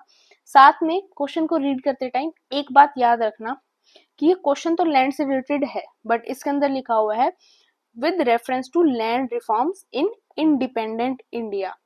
तो ये इंडिपेंडेंट वर्ड इस क्वेश्चन के लिए काफी बड़ा रोल प्ले करता है, बिकॉज जो हमने टाइम पीरियड देखा, इस टाइम पीरियड के अंदर हम इंडिपेंडेंट नहीं थे। तो क्वेश्चन को अच्छी तरह रीड करके, वीडियो को पॉज करके फिर आंसर देना।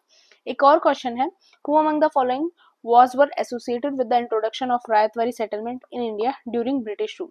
ये क्वेश्चन आपका आया था यूपीएससी के प्रीलिम्स में 2017 के अंदर। अगर आपने मेरी वीडियो भी ढंग से सुनी होगी ना, तो आप और फिर आप अगर आपके प्रीलिम्स में ये क्वेश्चन मिले तो आपको इससे इजी कोई क्वेश्चन नहीं लगने वाला। तो इसका आंसर भी कमेंट सेक्शन के अंदर मेंशन करना। अब अगर आपको वीडियो अच्छी लगी हो, do subscribe my channel, like the video, share the video. कोई भी प्रॉब्लम हो, do mention in the comment section. और अगर आपको ये पीडीएफ चाहिए तो आपको टेलीग्राम चैनल के ऊपर मिल जाएगी, लिंक डिस्क्रिप्शन बॉक्स के अंदर है। Don't forget to subscribe my channel. Hello everyone, welcome to my channel UPSC with Lavisha. This is Lavisha, your UPSC mentor, and in today's modern history class we will discuss about revolt of 1857, जिसको हम first war of independence भी कहते हैं। Easy है, important भी है, बहुत जल्दी इसको कवर करते हैं। स्टार्ट। 1857 का रिवॉल्ट, जिसको हम कहते हैं फर्स्ट वॉर ऑफ इंडिपेंडेंस भी कहते हैं, बिकॉज ईस्ट इंडिया कंपनी के आने के बाद ये पहला ऐसा रिवॉल्ट था जिसके अंदर इंडिया का मेजर पोर्शन कवर था। मेनली देखा जाए तो ये रिवॉल्ट सिर्फ नॉर्थ इंडिया को कवर करता था, साउथ इंडिया के अंदर इस रिवॉल्ट का कोई भी इन्फ्लुएंस नहीं था। रिवॉल्ट स्टार्ट कब हुआ? 10 मई 1857 को ये रिवॉल्ट स्टार्ट हुआ। ये रिवॉल्ट स्टार्ट हुआ था as a sepoy immunity, because start किसने किया था? मिलिट्री ने, आर्मी ने स्टार्ट किया था। फिर उसके बाद इसके अंदर कुछ इंपॉर्टेंट रूलर्स ऐड ऑन हुए, साथ में कुछ पीजेंट्स ऐड ऑन हुए, सबके अपने अपने रीजंस थे, जिसकी वजह से ये रिवॉल्ट पूरे नॉर्थ इंडिया के अंदर फैल गया। वैसे तो उस टाइम पीरियड के अंदर मुगल एम्पायर को रूल कौन कर रहे थे? बहादुर शाह जफर। वैसे तो उनकी एज हो चुकी थी, उनके पास कोई ऐसी पावर भी नहीं थी, बट फिर भी एज अ सिंबल उन्हीं को रिवॉल्ट का हेड बनाया गया। अब स्टार्ट करते हैं। पहले देखते हैं रिवॉल्ट के मेन कॉजेस क्या थे। कुछ कॉजेस थे जो काफी ईयर्स से चलते आ रहे थे, काफी ईयर्स से लोगों के मन में वो चीजें थी उस टाइम पीरियड तक, और वो सारी रिवॉल्ट ऑफ 1857 के अंदर निकल गई। और कुछ इमीडिएट कॉज भी थे जो उसी टाइम पर सामने आए, जिसकी वजह से भी रिवॉल्ट हुआ। पहले अगर पॉलिटिकल कॉजेस की बात करें तो ईस्ट इंडिया कंपनी की दो पॉलिसी थी। एक आपकी doctrine of lapse. Doctrine of lapse के अंदर क्या था? किसने इंट्रोड्यूस की थी? लॉर्ड डलहौजी ने इंट्रोड्यूस की थी, जब गवर्नर जनरल थे वो इंडिया के। अब डॉक्ट्रिन ऑफ लैप्स के अंदर क्या था कि कोई भी रूलर है, अगर उनके खुद के सन नहीं है, मतलब उनके खुद के बेटे नहीं है, अडॉप्टेड हैं, या फिर उनका कोई भी सक्सेसर नहीं है खुद का, तो जो भी एम्पायर वो होगा, उस एम्पायर को डायरेक्ट ब्रिटिश इंडिया के अंदर इंक्लूड कर दिया जाएगा। डायरेक्ट ब्रिटिशर्स उस एम्पायर को, उस रूल को, उस जगह को खुद अनेक्स कर लेंगे। जैसे आपका एग्जांपल है झांसी, बिकॉज झांसी की जो रानी थी, रानी लक्ष्मीबाई, उनका कोई खुद का सक्सेसर नहीं था, उनके जो बेटे थे वो भी अडॉप्टेड थे, इसलिए झांसी को भी ऐसे ही ब्रिटिशर्स ने अनेक्स किया। और आप एग्जांपल ले सकते हो सतारा का, वहां पर भी सेम सिचुएशन थी। दूसरी एक इंपॉर्टेंट पॉलिसी थी आपकी सब्सिडियरी अलायंस। सब्सिडियरी अलायंस किसने इंट्रोड्यूस की थी? लॉर्ड वेलेस्ले ने इंट्रोड्यूस की थी। इसको हमने हमारी पिछली क्लासेस में डिस्कस भी किया था। इसके अंदर क्या था कि ब्रिटिशर्स की परमिशन के बिना जो रूलर्स थे वो अपने एम्पायर के अंदर, अपने किंगडम के अंदर कोई भी हलचल नहीं कर सकते थे। उनको ब्रिटिशर्स से पूछकर ही कोई अलायंस बनानी पड़ेगी, ब्रिटिशर्स की ही आर्मी को मेंटेन करना पड़ेगा, ब्रिटिशर्स का रेसिडेंट अपने किंगडम के अंदर मेंटेन करना पड़ेगा। इस तरह से ये दो इंपॉर्टेंट पॉलिसीज थी जिनसे ब्रिटिश ईस्ट इंडिया कंपनी ने इंडिया की पॉलिटिकल सिस्टम को कंट्रोल करना स्टार्ट किया। और ये दोनों ही पॉलिसी ऐसी थी जो उस टाइम के रूलर्स थे उनको पसंद नहीं आ रही थी, जिसकी वजह से वो ब्रिटिश ईस्ट इंडिया कंपनी के अगेंस्ट थे। तो ये हो गया आपके पॉलिटिकल कॉजेस। अब बात करते हैं इकोनॉमिक कॉजेस। इकोनॉमिक कॉजेस पहले ये थे कि ये जो टाइम पीरियड था, ये टाइम पीरियड था आपका इंडस्ट्रियल रिवॉल्यूशन का टाइम पीरियड, और इसी की वजह से क्या हुआ, काफी इंडस्ट्रियल रिवॉल्यूशन वर्ल्ड के अंदर चल रहा था, जिसकी वजह से सबसे ज्यादा नुकसान किसको हुआ? ट्रेडिशनल इंडस्ट्रीज को, जो इंडियन हैंडीक्राफ्ट थे उनको।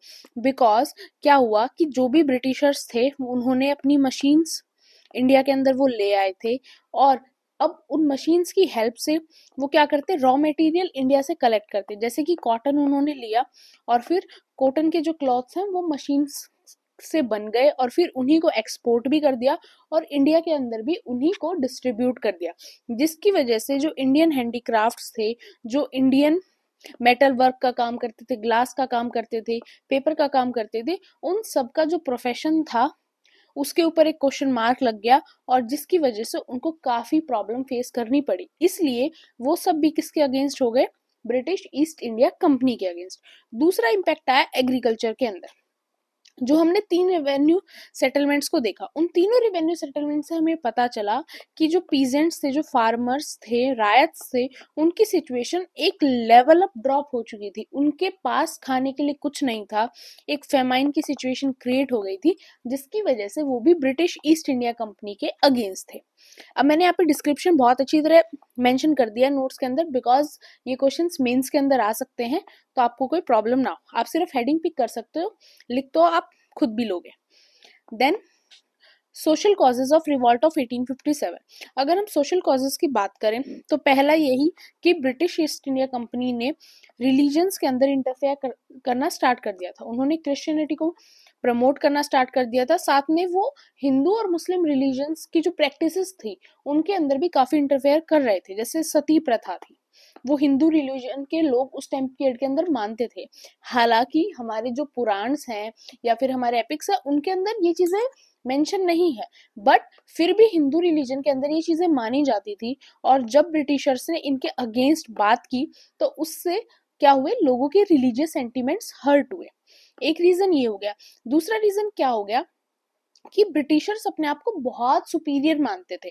वो चाहे अपर क्लास इंडियन हो चाहे लोअर क्लास इंडियन हो, कोई भी इंडियन हो, किसी भी कास्ट का हो, वो उसको अपने इक्वल नहीं मानते थे। वो इंडियंस को इलिटरेट समझते थे और बैकवर्ड समझते थे। इसकी वजह से भी काफी डिफरेंशिएशन आना स्टार्ट हो गए।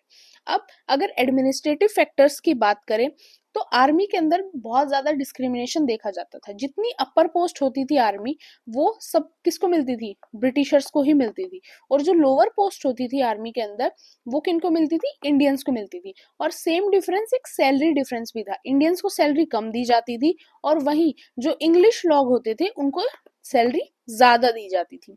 और अगर सिविल एडमिनिस्ट्रेशन में डिस्क्रिमिनेशन की बात करें तो इस टाइम पीरियड तक सिविल सर्विसेज का इंट्रोडक्शन हो चुका था, बट फिर भी जितनी अपर पोस्ट होती थी, कि फॉर एग्जांपल अगर आप पुलिस में भी बात करोगे तो दारोगा की पोस्ट तक ही इंडियंस को लेके जाया जाता था। अगर ऊपर की पोस्ट है, कोई भी एसपी की पोस्ट है, कमिश्नर की पोस्ट है, मजिस्ट्रेट की पोस्ट है, वो कौन हैंडल करते थे, वो इंग्लिश खुद ही हैंडल करते थे। तो वहां पर भी काफी डिस्क्रिमिनेशन देखा जा रहा था, इसलिए सभी ब्रिटिश ईस्ट इंडिया कंपनी के अगेंस्ट थे। अब इमीडिएट कॉज क्या था 1857 रिवॉल्ट का, ये वो कॉज थे जो नियर अबाउट 50 to 60 ईयर से लोगों के मन के अंदर डेवलप होते जा रहे थे, जो सारी चीजें कंबाइन कब हुई, रिवॉल्ट के टाइम पीरियड के अंदर। वहीं इमीडिएट कॉज क्या था कि उस टाइम पीरियड के अंदर जो ब्रिटिश ईस्ट इंडिया कंपनी थे उन्होंने न्यू इनफील्ड राइफल्स को लॉन्च किया था। अब वो जो न्यू इनफील्ड राइफल थी, राइफल के आगे एक कॉक्सा होता है, उसको आपको हटाना होता है, फिर उसके बाद आप राइफल को यूज कर सकते हो और वो आपको आपके मुंह से हटाना होता है। तो ऐसा माना गया वो जो आगे का जो कॉक था, जो लोगों को मुंह से हटाना होता था, जो आर्मी मैन को हटाना होता था, वो किसका था, पिग एंड बीफ के फैट का। अब जब पिग की बात आई तो मुस्लिम्स के सेंटिमेंट्स हर्ट हुए, जब बीफ की बात आई उससे हिंदू सेंटिमेंट्स हर्ट हुए, और लोगों ने, जो आर्मी के अंदर लोग थे, उन्होंने उनको यूज करने से मना कर दिया। और इंडिया में हर चीज कब होती है, जब इंडियन के रिलीजन के ऊपर बात है, उससे पहले तक तो वो चीजों को फिर भी हैंडल कर जाते हैं। यहाँ बात उनके फेथ की थी, इसलिए उन्होंने कार्टेजेस को यूज करने से मना कर दिया और यहाँ से फिर ये एक इमीडिएट कॉज बना जिससे रिवॉल्ट ऑफ 1857 की स्टार्टिंग हुई।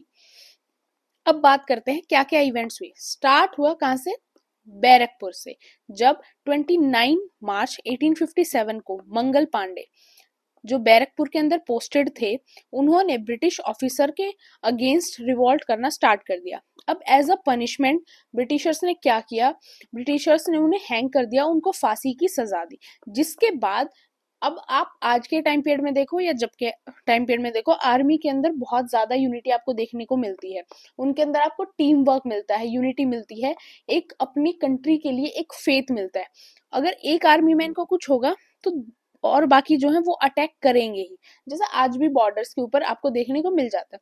तो वो सेम सिचुएशन हुई जब मंगल पांडे को फांसी दी गई, उनको हैंग किया गया, तो बाकी जितने आर्मी मैन थे, बाकी जितनी मिलिट्रीज थी, सिपाही थे, उनके अंदर भी क्या हो गया, एक एग्रेशन फैल गया, जिससे रिवॉल्ट स्टार्टिंग पर पहुंचा। फिर एक्टिविटी कहाँ स्टार्ट हुई, मेरठ के अंदर। कब?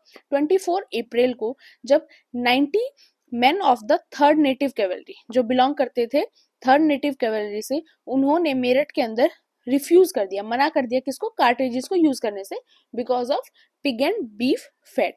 उनमें से फिर 85 को क्या कर दिया गया, डिसमिस कर दिया गया और 10 साल की सजा दे दी गई। कब? 9 मई, जिससे चीजें और ज्यादा बढ़ गई। और उसके बाद 10 मई से चीजें स्टार्ट हुई, और 10 मई से आपका रिवॉल्ट ऑफ 1857 स्टार्ट हुआ। फिर क्या हुआ, जो मेरठ के आर्मी पर्सन्स थे मैन, उन्होंने कहाँ मार्च किया, दिल्ली की तरफ मार्च करना शुरू किया। और उसके बाद क्या हुआ, वो दिल्ली गए। वहां पर जाने के बाद उन्होंने बहादुर शाह को, बिकॉज वो दिल्ली के एम्परर तो थे ही, as a respect, because Mughal empire last empire था जिसने पूरे इंडिया पे रूल किया था, तो एज अ रिस्पेक्ट सबने, हिंदूज ने भी और साथ में मुस्लिम्स ने भी, किसको, बहादुर शाह जफर को एज अ हेड अनाउंस किया रिवॉल्ट का। और उसी के उसमें कि हिंदूज भी बहादुर शाह को सपोर्ट कर रहे थे, इसीलिए उस टाइम पीरियड के अंदर जो काउ स्लॉटर था उसको भी बैन कर दिया गया। अब उसके बाद रिवॉल्ट स्प्रेड कैसे हुआ, इन द नेक्स्ट मंथ, जैसे मई से बाद जून में क्या हुआ, जितनी बंगाल आर्मी थी वो भी रिवॉल्ट के अंदर इंक्लूड हो गई। और ऐसे करते करते the whole of north and north west India was up in arms against the British. फिर चीजें सेंट्रल इंडिया की तरफ पहुंची, और सेंट्रल इंडिया में कुछ ऐसे एम्पायर, कुछ छोटे छोटे ऐसे रूलर्स थे जिन्होंने फिर रिवॉल्ट को सपोर्ट किया। जैसे आपकी झांसी की रानी थी, झांसी की रानी कहाँ से थी, झांसी से थी। फिर आपका पंजाब का एरिया था, मेनपुरी बुलंदशहर का एरिया था, मथुरा का एरिया था, आगरा, लखनऊ, इन एरियाज के अंदर वो चीजें फैल गई। और इस तरह से चीजें स्टार्ट हुई। With the revolt in the army, the police and local administration also collapse. Army के बाद जो पुलिस सिस्टम था वो भी कोलैप्स हो गया, और फिर जो लोकल लेवल पे एडमिनिस्ट्रेशन चल रहा था वो सब कुछ भी कोलैप्स हो गया। अब इफेक्ट क्या थे, जब wherever a revolt, the government's treasury was taken away, the magazines was ransacked, barracks and court houses was set on fire and prison gates were thrown open। जितने अंदर लोग कैद थे वो भी बाहर चले गए। टेलीग्राफ लाइंस थी, उनको भी बहुत ज्यादा परेशानी हुई। अलर्ट्स जारी कर दिए गए। जितने पीजेंट्स थे उन्होंने भी अटैक करना शुरू कर दिया। पीजेंट सबसे ज्यादा किससे परेशान थे, जो हमने क्लास के अंदर देखा था, मनी लेंडर से परेशान थे, जमींदार से परेशान थे, उन्होंने उनके ऊपर भी अटैक करना स्टार्ट कर दिया। जितनी भी ब्रिटिश ईस्ट इंडिया की इंपॉर्टेंट फाइल्स थी, अकाउंट, उनके रिकॉर्ड्स थे, उनको भी डिस्ट्रॉय करना स्टार्ट कर दिया। जितना भी उनका लॉ कोर्ट्स का सिस्टम था, उनके रेवेन्यू ऑफिसर्स थे, हर चीज के ऊपर अटैक होना स्टार्ट हो गया। आप इसको वॉर नहीं बोल सकते, अगर हम एक सेंस में देखें तो एक सेंस में हम सिर्फ इसको रिवॉल्ट बोलेंगे, बिकॉज कि हर इंसान अपनी तरफ से कुछ ना कुछ कर रहा था, बट ये चीजें बहुत पीक पर नहीं जा पाई, इसलिए इन चीजों का कोई भी एक अच्छा आउटकम इंडियंस के लिए निकल कर नहीं आया। बेसिकली आप इसको एक मूवमेंट भी कह सकते हो। इसके ऊपर आज तक भी डिबेट है कि क्या हम इसको फर्स्ट वॉर ऑफ इंडिपेंडेंस कह सकते हैं या नहीं कह सकते हैं। कई जगह पर आपको मिलेगा यस, और कई जगह पर आपको अलग कुछ रिबेलियंस थे, कुछ रिवॉल्ट्स थे, जिनको as a first war of independence बोला जाता है। तो बेसिक बेसिक चीजें होने लगी लोकल लेवल के ऊपर, कि जो इंडियंस को मिल रहा था, जो लोग इस रिवॉल्ट के फेवर में थे इंडियंस, वो क्या कर रहे थे, उन्होंने जो वो कर सकते थे, उनके हाथ में था, वो उन्होंने करना स्टार्ट किया। अब बात आती है कि कुछ इंपॉर्टेंट लीडर्स जो इस टाइम पीरियड के अंदर सामने आए। अब एक चीज देखा जाए तो maximum of the Indian rulers, जितने भी प्रिंसली स्टेट थी उस टाइम पीरियड के अंदर, इंडिया के अंदर मोर देन 500 प्रिंसली स्टेट्स थी, उनमें से मैक्सिमम प्रिंसली स्टेट ने रिवॉल्ट को सपोर्ट नहीं किया। और ये एक वन ऑफ द रीजन था कि रिवॉल्ट सक्सेसफुल नहीं हुआ, और ना ही साउथ इंडिया ने रिवॉल्ट को सपोर्ट किया।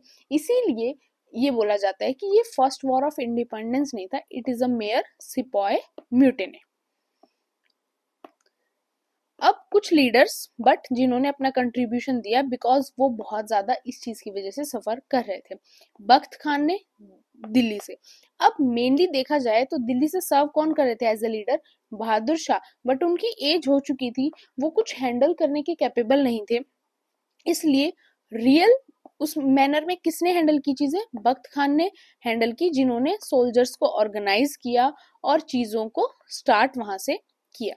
इन्होंने अपनी जो सोल्जर्स को ऑर्गेनाइज किया उनके अंदर इन्होंने हिंदूज को भी इंक्लूड किया, मुस्लिम्स को भी इंक्लूड किया। बेगम हजरत महल थी कहाँ से, लखनऊ से, जिन्होंने इस रिवोल्ट के अंदर पार्टिसिपेट किया। अब उनके जो बेटे थे बिरजिस कदर, उनकी एज बहुत कम थी, तो उनके बिहाफ पर बेगम हजरत महल ने लखनऊ से रिवोल्ट को संभाला। और माना ऐसा जाता है कि अगर रियल उसमें देखें तो जो मौलवी अहमदुल्ला ऑफ फैजाबाद थे, उन्होंने ही सबसे इम्पोर्टेंट रोल प्ले किया था लखनऊ की तरफ से रिवोल्ट को संभालने में। रानी लक्ष्मीबाई ने झांसी से रिवोल्ट को संभाला और लास्ट में उनकी डेथ ही हो गई। जब तक उनकी डेथ नहीं थी उन्होंने चीजों को संभाला। लास्ट में जब सिचुएशन बिल्कुल उनके हाथ से चली गई थी, जब वो रिवोल्ट से थोड़ा सा दूर चली गई थी, बट फिर अल्टीमेटली उनको पकड़ा गया और फिर उनकी डेथ हो गई। नाना साहेब ने कानपुर से चीजों को संभाला, उन्होंने अटैक भी किया ब्रिटिश सोल्जर्स के ऊपर। कहां से, कौन से ब्रिटिश सोल्जर्स के ऊपर, 53rd native infantry at Kanpur with किसके साथ, तात्या टोपे के साथ। कब, जून 1857 के अंदर। और उस टाइम पर जनरल कौन थे कानपुर के अंदर ब्रिटिशर्स की तरफ से, जनरल सर ह्यूज व्हीलर थे। और बाद में उन्होंने एक पॉइंट के ऊपर नाना साहेब के सामने सरेंडर कर भी दिया था, बट फिर बाद में जाकर सिचुएशन चेंज हो गई और बाद में जाकर फिर नाना साहेब को भी सरेंडर करना पड़ा और फिर वो वहां से भाग गए।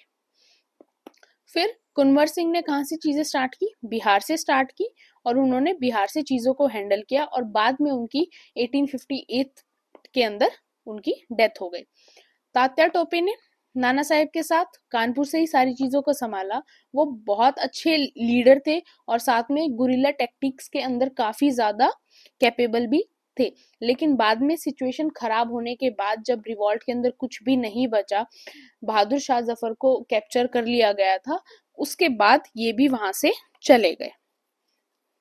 अब बात करते हैं क्या रीजंस रहे कि 1857 के अंदर कुछ भी इंडिया के फेवर में ना आया और साथ में 1857 का जो अटेम्प्ट था इंडियंस का वो भी बिल्कुल कंप्लीटली फेल हुआ, बल्कि उसके बाद सिचुएशन और ज्यादा कहीं ना कहीं बिगड़ी और सब कुछ ब्रिटिशर्स के हाथ में ही रहा।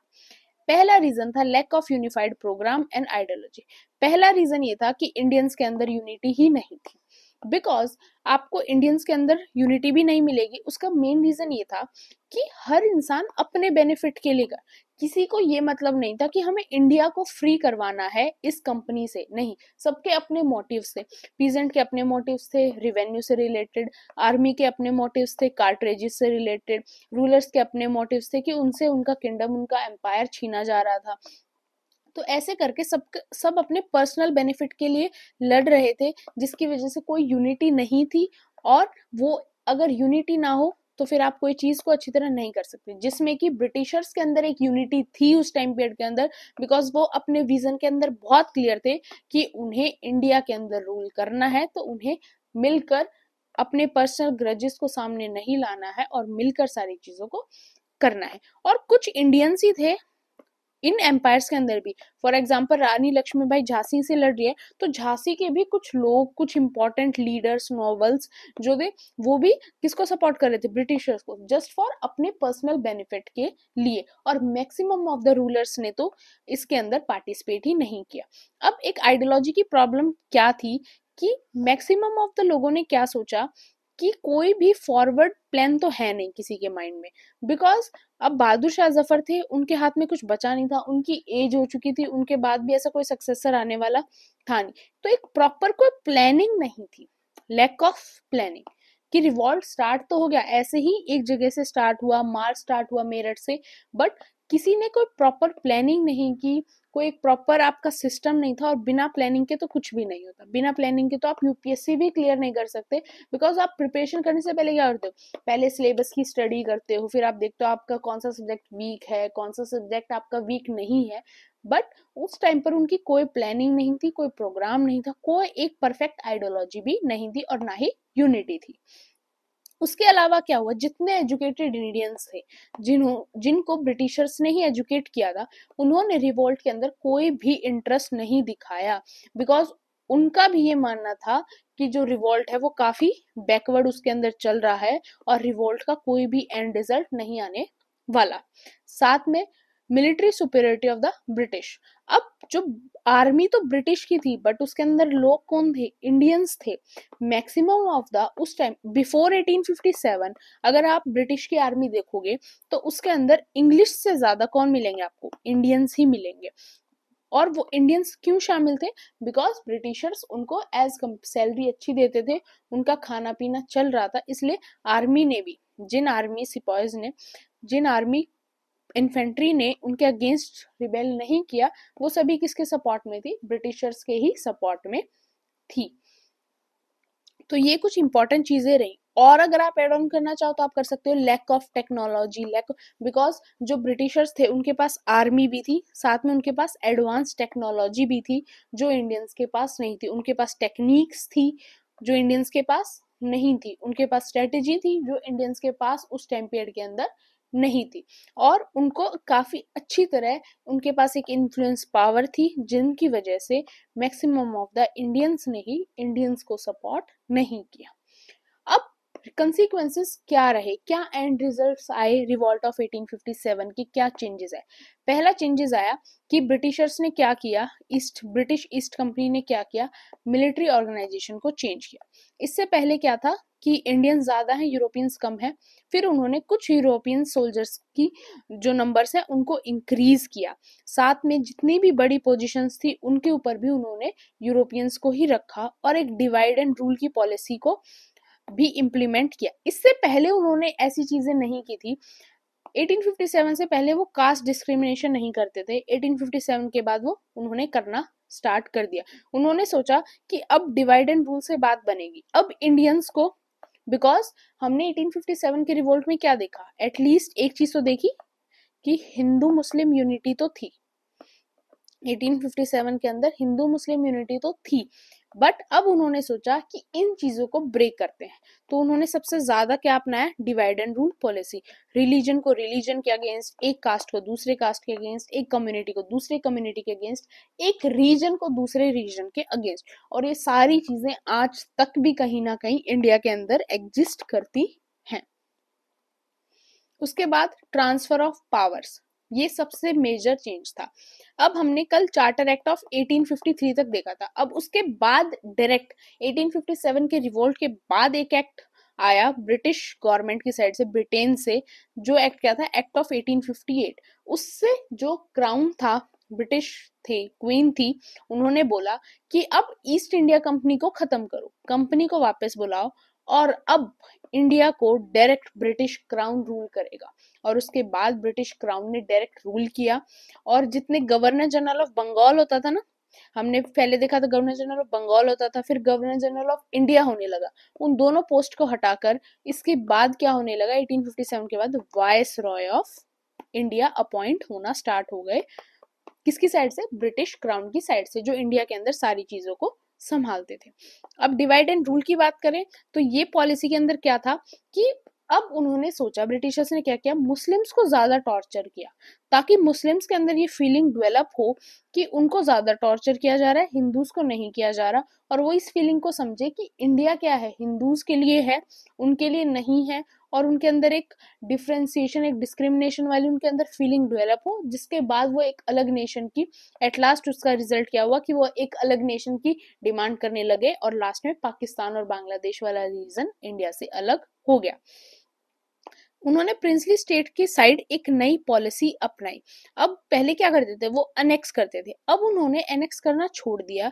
उन्होंने रूलर्स को अपने फेवर में रखा, एक फ्रेंडली रिलेशनशिप डेवलप किया। अब वो उनके साथ ज्यादा फ्रेंडली रहने लगे, और उन्होंने जो डॉक्ट्रिन ऑफ लैप्स से उन्होंने करना स्टार्ट किया था कि यस किसी का सक्सेसर नहीं है तो उन चीजों को ब्रिटिश के अंडर आ जाएंगी, वो चीजें भी उन्होंने ड्रॉप कर दी। तो ये थी आपकी इंपॉर्टेंट कंसिक्वेंसेज ऑफ 1857। इससे ज्यादा इस चैप्टर के अंदर कुछ इंपॉर्टेंट नहीं है। एक चीज और देख लेते हैं, कुछ बुक्स हैं जो रिवॉल्ट ऑफ 1857 के ऊपर लिखी गई, वैसे तो काफी हैं बट हम इंपॉर्टेंट मैंने यहाँ पर मेंशन कर दिए, बिकॉज यूपीएससी चेंज हो रहा है और चेंज होने के बाद यूपीएससी डायरेक्ट आपसे बुक्स के नाम भी पूछता है, तो आपको इंपॉर्टेंट बुक्स आपको पता होनी चाहिए। एक तो आपको करंट अफेयर्स वाली पता होनी चाहिए जो करंट में चल रही हो, और साथ में वो बुक्स जो काफी फेमस रही हो, चाहे वो हिस्ट्री से रिलेटेड हो या फिर वो किसी और सब्जेक्ट से रिलेटेड हो। अब सबसे इंपॉर्टेंट बुक इसके अंदर रही है the Indian war of independence by V D Savarkar. इनके ऊपर तो अभी मूवी भी आई है, और वैसे भी बीजेपी गवर्नमेंट आने के बाद इनका नाम वैसे भी काफी ज्यादा न्यूज में रहता है। Second, rebellion 1857, a symposium by Puranchand Joshi. And next is the Indian Mutiny of 1857 by George Bruce Malleson. Next, Great Mutiny by Christopher Hibbert. Next, Religion and Ideology of the Rebellions of 1857 by Iqbal Hussain. Next, Excavation of Truth, Unsung Heroes of 1857 War of Independence by Khan Mohammad Sadiq Khan. तो ये कुछ आपकी important books हैं।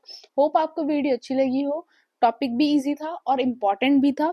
Mainly इस topic से अगर books वगैरह की बात है तो ये प्रीलिम्स से पूछी जा सकती है, बाकी जितनी भी चीजें हैं वो आपके मेंस में आने के चांसेस हैं। प्रीलिम्स में आने के चांसेस काफी कम है, बिकॉज प्रीलिम्स में आपसे रीजन वगैरह नहीं पूछे जा सकते। हाँ, कुछ क्रोनोलॉजिकल पूछ लिया तो वो अलग चीजें हैं। तो don't forget to subscribe my channel, like the video, share the video. PDF चाहिए, पीडीएफ टेलीग्राम चैनल के ऊपर मिल जाएगी, लिंक डिस्क्रिप्शन बॉक्स के अंदर मिल जाएगा। And please subscribe my channel.